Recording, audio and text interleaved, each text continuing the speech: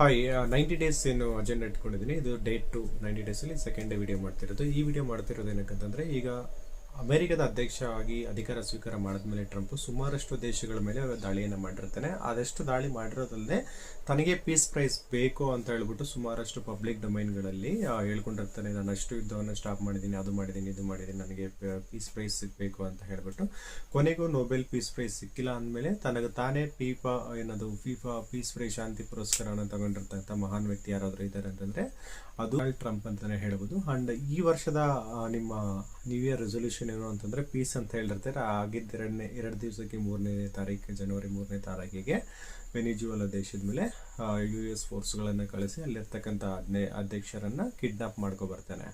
ಇಷ್ಟೆಲ್ಲ ಆಗ್ತಿರ್ಬೇಕಾದ್ರೆ ಈ ಅಮೆರಿಕದ ನೆಕ್ಸ್ಟ್ ಟಾರ್ಗೆಟ್ ಯಾರು? ಈಗ ನಾವು ನೋಡೋದಾದ್ರೆ ಸುಮಾರು ದೇಶಗಳು ಈಗಾಗಲೇ US ಫೋರ್ಸಸ್ಗಳನ್ನು ತಗೊಂಡೋಗಿ ಅಲ್ಲಿ ಅಟ್ಯಾಕ್ ಮಾಡಿದ್ದಾರೆ. ಎಕ್ಸಾಂಪಲ್ ಹೇಳಬೇಕಾದ್ರೆ ಯೆಮೆನ್ ಆಗಿರ್ಬೋದು, ಸಿರಿಯಾ, ಸೋಮಾಲಿಯಾ ಆಗಿರ್ಬೋದು, ಮತ್ತು ಇರಾನ್ ಆಗಿರ್ಬೋದು. ಆ್ಯಂಡ್ ರೀಸೆಂಟಾಗಿ ಏನು 2 ಡೇಸ್ ಬ್ಯಾಕ್ ಅಟ್ಯಾಕ್ ಏನಾಯ್ತಲ್ಲ ವೆನಿಜುವೆಲಾ ಆಯಿತು. ಈಗ ನೆಕ್ಸ್ಟ್ ಅಮೆರಿಕ ಟಾರ್ಗೆಟ್ ಯಾವ ದೇಶ ಇರ್ಬೋದು ಅಂತ ನಾವು ನೋಡೋದಾದರೆ ಈ ವಿಡಿಯೋದಲ್ಲಿ ನೆಕ್ಸ್ಟ್ ಟಾರ್ಗೆಟ್ ಏನಕ್ಕೋಸ್ಕರ ಆ ಕಂಟ್ರಿ ಅಥವಾ ಆ ಲ್ಯಾಂಡನ್ನು ನೆಕ್ಸ್ಟು ಟ್ರಂಪ್ ಟಾರ್ಗೆಟ್ ಮಾಡ್ತಾ ಇದ್ದಾರೆ ಅನ್ನೋದ್ರ ಬಗ್ಗೆ ಈ ವಿಡಿಯೋದಲ್ಲಿ ತಿಳಿಸೋ ಪ್ರಯತ್ನವನ್ನು ಮಾಡ್ತೀನಿ. ಅದಕ್ಕೋಸ್ಕರ ವಿಡಿಯೋನ ಸ್ಕಿಪ್ ಮಾಡಿದೆ ಕೊನೆ ತನಕ ನೋಡಿ ಅಂತ ರಿಕ್ವೆಸ್ಟ್ ಮಾಡ್ಕೊಳ್ತಾ ಬನ್ನಿ ವಿಡಿಯೋನ ಸ್ಟಾರ್ಟ್ ಮಾಡೋಣ. ಡೊನಾಲ್ಡ್ ಟ್ರಂಪ್ ಅವರ ನೆಕ್ಸ್ಟ್ ಟಾರ್ಗೆಟ್ ಕ್ಯೂಬನ, ಮೆಕ್ಸಿಕೋನ, ಕೊಲಂಬಿಯಾನ ಅಂತ ಮತ್ತೊಂದೇ ದೇಶಗಳನ್ನು ನಾವು ನೋಡ್ತಾ ಹೋಗೋದಾದ್ರೆ ಈಗ ರೀಸೆಂಟಾಗಿ ಚರ್ಚೆಗೆ ಬರ್ತಿರೋದು ಗ್ರೀನ್ಲ್ಯಾಂಡ್.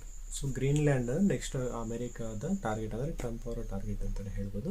ಆ್ಯಂಡ್ ಈ ಥರ ದೇಶಗಳನ್ನ ಅಮೆರಿಕ ಡೈರೆಕ್ಟಾಗಿ ಹೋಗಿ ಅಟ್ಯಾಕ್ ಮಾಡಿ ಅಲ್ಲಿರ್ತಕ್ಕಂಥ ಅಧ್ಯಕ್ಷನ ತಗೊಂಡು ಬರ್ತಾಯಿದ್ರೆ ಬೇರೆ ದೇಶಗಳು ಏನಕ್ಕೆ ಇದರ ಬಗ್ಗೆ ಕಾನೂನು ಕ್ರಮವನ್ನು ಕೈಗೊಳ್ತಾ ಇಲ್ಲ ಅನ್ನೋದ್ರ ಬಗ್ಗೆನೂ ಈ ವಿಡಿಯೋದಲ್ಲಿ ತಿಳಿಸೋ ಪ್ರಯತ್ನವನ್ನು ಮಾಡ್ತೀನಿ. ಆ್ಯಂಡ್ ಈಗ ಗ್ರೀನ್ಲ್ಯಾಂಡನ್ನು ಅಮೇರಿಕಾ ಅಂದರೆ ಟ್ರಂಪ್ ಏನಕ್ಕೆ ಈಗ ಟಾರ್ಗೆಟ್ ಮಾಡ್ಕೊಂಡಿದ್ದಾರೆ ಅನ್ನೋದಾದರೆ ಅವರು ಕೊಡ್ತಿರೋ ರೀಸನ್ ಏನಪ್ಪ ಅಂತಂದರೆ ಅಮೇರಿಕ ರಾಷ್ಟ್ರೀಯ ಭದ್ರತೆಗೆ ಗ್ರೀನ್ಲ್ಯಾಂಡ್ ಅನ್ನೋದು ಅವಶ್ಯಕವಾಗಿದೆ ಅಂತಲೇ ಹೇಳ್ತಾರೆ. ಆ್ಯಂಡ್ ಅವ್ರು ಕೊಡ್ತಿರೋ ಸಿಂಗಲ್ ಲೈನ್ ಸ್ಟೇಟ್ಮೆಂಟ್ ಏನಂದರೆ we need it for defence ಅಂತೆ. ಅಂದರೆ ಅದೇನೋ ಒಂದು ವಸ್ತು ಕೊಂಡ್ಕೊಬಂದ್ಬಿಡೋಕ್ಕೆ ಆ ರೀತಿ ಒಂದು ಏನು ಗ್ರೀನ್ಲ್ಯಾಂಡನ್ನು ನಮಗೆ ಡಿಫೆನ್ಸ್ಗೋಸ್ಕರ ಆ ಜಾಗ ಬೇಕು ಅಂತ ಹೇಳ್ತಿದ್ದಾರೆ. ಅದನ್ನು ಟಾರ್ಗೆಟ್ ಮಾಡೋದಕ್ಕೆ ಏನಕ್ಕಂತಂದರೆ ಆ ಗ್ರೀನ್ಲ್ಯಾಂಡ್ ಅನ್ನೋದು ಅಮೇರಿಕಾಗೆ ತುಂಬ ಇಂಪಾರ್ಟೆಂಟ್ ಆಗಿರುತ್ತೆ. ಯಾವ ಥರ ಇಂಪಾರ್ಟೆಂಟು ಅಂತ ನಾವು ನೋಡೋದಾದರೆ ಆ ಗ್ರೀನ್ಲ್ಯಾಂಡ್ ಅನ್ನೋದು ಬಂದ್ಬಿಟ್ಟು ಅಮೇರಿಕದ ರಾಷ್ಟ್ರೀಯ ಭದ್ರತೆಗೆ ಆಗಿರ್ಬೋದು ಅಥವಾ ಅಲ್ಲಿ ಏನು ಸ್ಟ್ರಾಟಜಿಕಲಿ ಅದು ಒಂದು ಇಂಪಾರ್ಟೆಂಟ್ ಪ್ಲೇಸ್ ಆಗಿರ್ತದೆ. ಆ್ಯಂಡ್ ಮತ್ತೊಂದು ರೀಸನ್ ಏನಕ್ಕೆ ಅಂತಂದರೆ ಈಗೇನು ಆರ್ಕೆಟಿಕ್ ಇದೆ ಅಲ್ವಾ, ಆರ್ಕೆಟಿಕ್ಕಲ್ಲಿ ಈ ರಷ್ಯಾ ಮತ್ತು ಚೈನಾ ಪ್ರಭಾವ ಅನ್ನೋದು ಅತಿ ಹೆಚ್ಚು ಅಲ್ಲಿದೆ. ಈ ಎಲ್ಲ ಒಂದು ಪಾಯಿಂಟ್ಸನ್ನು ಮೈಂಡಲ್ಲಿ ಇಟ್ಕೊಂಡು ಟ್ರಂಪ್ಗೆ ಈಗ ಆ ಗ್ರೀನ್ಲ್ಯಾಂಡ್ ಅನ್ನೋದು ಅಮೇರಿಕಾಗೆ ಅಮೇರಿಕಾ ಫಸ್ಟ್ ಅಂತ ಏನು ಬೋಧನೆಯನ್ನು ಮಾಡ್ತಾರಲ್ಲ ಈ ಒಂದು ಪರ್ಸ್ಪೆಕ್ಟಿವಲ್ಲಿ ನೋಡ್ತಿದ್ರೆ ಗ್ರೀನ್ಲ್ಯಾಂಡ್ ಅನ್ನೋದು ಅಮೇರಿಕಾಗೆ ಅಷ್ಟೊಂದು ಇಂಪಾರ್ಟೆಂಟ್ ಆಗಿದೆ. ಅದಕ್ಕೋಸ್ಕರ ಅದಕ್ಕೆ ಅಷ್ಟೊಂದು ಇಂಪಾರ್ಟೆನ್ಸನ್ನು ಕೊಡ್ತಾ ಇದ್ದಾರೆ. ಅದನ್ನು ಅಲ್ಲಿ ಆಕ್ಯುಪೈ ಮಾಡಿಕೊಂಡು ಅಮೇರಿಕಾದ ಮಿಲಿಟರಿ ಬೇಸ್ಗಳನ್ನು ಅಲ್ಲಿ ಸ್ಥಾಪನೆ ಮಾಡ್ಕೊಂಡಿದ್ದಾರೆ ಅಂತಂದರೆ ಅವ್ರಿಗೆ ಸ್ಟ್ರಾಟಜಿಕಲಿ ಅದು ತುಂಬ ಇಂಪಾರ್ಟೆಂಟ್ ಲೊಕೇಶನ್ ಆಗಿರ್ತದೆ. ಆ್ಯಂಡ್ ಈಗಾಗಲೇ ಅಲ್ಲೇನು ಆರ್ಕಿಟೆಕ್ಟ್ ಇದೆ ಅದರಲ್ಲಿ ತುಂಬ ಪ್ರಭಾವ ಅನ್ನೋದು ಇನ್ಫ್ಲೂಯೆನ್ಸ್ ಅನ್ನೋದು ಚೈನಾ ಮತ್ತು ರಷ್ಯಾದಾಗಿರ್ತದೆ. ಅದಕ್ಕೂ ಒಂದು ಚೆಕ್ ಪಾಯಿಂಟ್ ಇಟ್ಟಂಗೆ ಆಗುತ್ತೆ. ಅದಲ್ಲದೆ ಇದೊಂದು ಸ್ಟ್ರಾಟಜಿಕ್ ಆಗಲ್ಲದೆ ಅಲ್ಲಿ ಸುಮಾರಷ್ಟು ಖನಿಜ ಸಂಪನ್ಮೂಲಗಳು ಕೂಡ ಇದಾವೆ ಅಂತಲೇ ಹೇಳ್ಬೋದು. ಅದಷ್ಟೇ ಅಲ್ಲದೆ ಈ ಗ್ರೀನ್ಲ್ಯಾಂಡ್ ಅನ್ನೋದು ಬಂದ್ಬಿಟ್ಟು ಅದು ಡೆನ್ಮಾರ್ಕ್ಗೆ ಸೇರಿರ್ತಕ್ಕಂಥ ಒಂದು ದೇಶ ಅಥವಾ ಪ್ರದೇಶ ಅಂತಲೇ ಹೇಳ್ಬೋದು. ಈಗ ಹೇಳಬೇಕು ಅಂತಂದರೆ ಒಂದು ಯೂನಿಯನ್ ಟೆರಿಟರಿ ಥರ ಅದು ಡೆನ್ಮಾರ್ಕ್ಗೆ ಸಂಬಂಧಿಸಿರ್ತಕ್ಕಂಥದ್ದು. ಈಗಾಗಲೇ ಇದ್ರ ಬಗ್ಗೆ ಏನು ಡೆನ್ಮಾರ್ಕ್ನ ಪ್ರಧಾನಿ ರಿಯಾಕ್ಟ್ ಮಾಡಿದರೆ ಡೆನ್ಮಾರ್ಕ್ ಪ್ರಧಾನಿ ಏನು ಹೇಳಿದ್ದಾರೆ ಅಂತಂದರೆ Greenland is not for sale ಅಂತ ಹೇಳಿದ್ದಾರೆ. ಇದು ಟ್ರಂಪ್ನ ಈಗೋಗಿ ಹಾರ್ಟ್ ಆಗಿದೆ ಅಂತಲೇ ಹೇಳೋದು. ಟ್ರಂಪ್ ಏನಕ್ಕೆ ಈ ಥರ ದೇಶ ಒಂದು ಇರಾನ್ ಆಗಿರ್ಬೋದು, ಸೋಮಾಲಿಯಾ ಆಗಿರ್ಬೋದು, ಮತ್ತು ಈ ಥರ ವೆನಿಜುವೆಲಾ ಈ ಕಂಟ್ರೀಸ್ನ ಏನಕ್ಕೆ ಟಾರ್ಗೆಟ್ ಮಾಡ್ತಾರೆ ಅಂತಂದರೆ ಇಲ್ಲಿ ವರ್ಲ್ಡ್ ಜಿಯೋ ಪಾಲಿಟಿಕಲ್ಲಿ ನಾವು ನೋಡೋದಾದರೆ ಇದೇನು ನ್ಯೂಕ್ಲಿಯರ್ ಪವರ್ಡ್ ಕಂಟ್ರೀಸ್ ಇರ್ತದೆ ಅದು ಮೇಜರ್ ರೋಲ್ ಅನ್ನೋದು ಇದರಲ್ಲಿ ಇರುತ್ತೆ. ಈಗ ಟ್ರಂಪ್ ಯಾವುದೇ ಒಂದು ದೇಶ ಅಂದರೆ ನ್ಯೂಕ್ಲಿಯರ್ ಪವರ್ ಇರ್ತಕ್ಕಂಥ ಒಂದು ದೇಶದ ಮೇಲೆ ಆಕ್ರಮಣ ಮಾಡಿರೋದ್ರೆ ನ್ಯೂಕ್ಲಿಯರ್ ಪವರ್ ಅವ್ರ ಕಡೆನೇ ಇರೋದ್ರಿಂದ ಅದು ಸಾವು ನೋವುಗಳ ಸಂಖ್ಯೆ ಜಾಸ್ತಿ ಆಗುತ್ತೆ ಅಂತ ಹೇಳ್ಬಿಟ್ಟು ಈ ಥರ ಸ್ಟ್ರಾಟಜಿಕಲ್ಲಿ ಪ್ಲಾನ್ ಮಾಡಿಕೊಂಡು ಈ ಥರ ದೇಶದಲ್ಲಿ ಅವ್ರಿಗೇನು ಬೇಕಾಗಿರೋದಿರುತ್ತೆ ಅಂದರೆ ಈಗ ಅಲ್ಲಿ ಏನು ಖನಿಜಗಳಿರ್ತವೆ ಅಥವಾ ಅವ್ರಿಗೇನು ಸ್ಟ್ರಾಟಜಿಕಲಿ ವ್ಯೂ ಪಾಯಿಂಟ್ ಇದೆ ಅದರಿಂದ ಅವ್ರ ಮಿಲಿಟರಿ ಬೇಸ್ಗಳನ್ನು ಸ್ಥಾಪನೆ ಮಾಡಿಕೊಂಡು ಅವ್ರ ರಾಷ್ಟ್ರೀಯ ಭದ್ರತೆಯನ್ನು ಹೆಚ್ಚು ಮಾಡ್ಕೊಳ್ಳೋದಾಗಿದ್ರೆ ಅಂಥ ದೇಶದ ಮೇಲೆ ಇವರು ಫೋರ್ಸಸನ್ನು ಹೋಗಿ ಅಲ್ಲಿ ಏನು ಆಕ್ರಮಣ ಮಾಡ್ಕೊಳ್ಳೋ ಅಂಥ ಸ್ಟ್ರಾಟಜಿಯನ್ನು ಅಮೆರಿಕ ಟ್ರಂಪ್ ಅನ್ನೋದು ಫಾಲೋ ಮಾಡ್ತಿದ್ದಾರೆ ಅಂತ ಹೇಳ್ಬೋದು.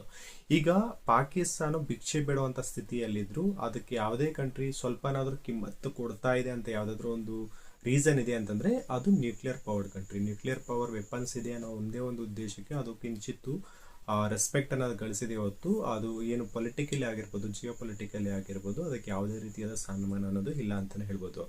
ಅಂಡ್ ಈ ವೆನಿಜುವೆಲಾ ಕಂಪೇರ್ ಮಾಡ್ಕೊಂಡ್ರೆ ನಾರ್ತ್ ಕೊರಿಯಾ ಕೂಡ ತುಂಬಾ ವೀಕ್ ಇದೆ. ಆದರೆ ಇಲ್ಲಿ ಖನಿಜ ಸಂಪನ್ಮೂಲಗಳು ಅಲ್ಲಿರ್ತಕ್ಕಂಥದ್ದು ಕಂಪೇರ್ ಮಾಡ್ಕೊಂಡ್ರೆ ನಾರ್ತ್ ಕೊರಿಯಾಗಿಂತ ವೆನಿಜುವೆಲಾನೇ ಬೆಸ್ಟ್ ಇದೆ. ಆದರೂ ಅಮೆರಿಕ ವೆನಿಜುವೆಲಾಗೆ ಏನಕ್ಕೆ ಅಟ್ಯಾಕ್ ಮಾಡಿದ್ರು, US ಫೋರ್ಸಸ್ನ ಕಳಿಸಿದ್ರೆ ನಾರ್ತ್ ಕೊರಿಯಾ ಅನ್ನೋದು ಬಂದ್ಬಿಟ್ಟು ನ್ಯೂಕ್ಲಿಯರ್ ಪವರ್ಡ್ ಕಂಟ್ರಿ ಆಗಿರ್ತದೆ. ಸೊ ಅದಕ್ಕೋಸ್ಕರ ಈ ಥರ ಟಾರ್ಗೆಟನ್ನು ಮಾಡಿಕೊಂಡು ಈ ಥರ ಏನು ವೀಕೆಸ್ಟ್ ಕಂಟ್ರಿ ಅಥವಾ ದೇಶಗಳು ಅಥವಾ ಪ್ರದೇಶಗಳಿರ್ತಾವೆ ಅದ್ರ ಮೇಲೆ ಅಮೆರಿಕ ಅನ್ನೋದು ದಾಳಿಯನ್ನು ಮಾಡ್ತಿದೆ. ಅಂಡ್ ಇರಾನ್ ಕೂಡ ನ್ಯೂಕ್ಲಿಯರ್ ಪವರ್ಡ್ ಪ್ರೋಗ್ರಾಮನ್ನು ಎಸ್ಟಾಬ್ಲಿಷ್ ಮಾಡಿ ತಯಾರಿಗೆ ನ್ಯೂಕ್ಲಿಯರ್ ಪವರ್ಡ್ ಕಂಟ್ರಿ ಆಗೋಕೆ ಟ್ರೈ ಮಾಡ್ತಾ ಇದ್ರು.